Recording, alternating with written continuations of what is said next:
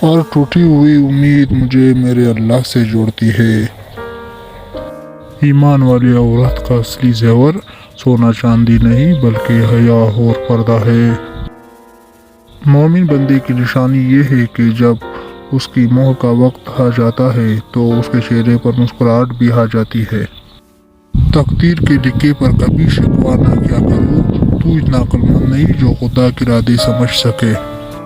بولنے کے لیے پہلے اچھا سننا ضروری ہے۔ ایک انسان کو پہلے سننا چاہیے اور اسی سے بولنے کا فن سیکھنا چاہیے۔ پریشانی میں مذاق اور خوشی میں طعنہ مت دو، کیونکہ ان سے رشتوں میں موجود محبت ختم ہو جاتی ہے۔ ساری دنیا موقع دیتی ہے تو اس وقت اللہ بھی آپ کے ساتھ ہوتا ہے۔ شیخ سعدی رحمۃ اللہ علیہ فرماتے ہیں، صبر رکھو، ہر چیز آسان ہونے سے پہلے مشکل ہوتی ہے۔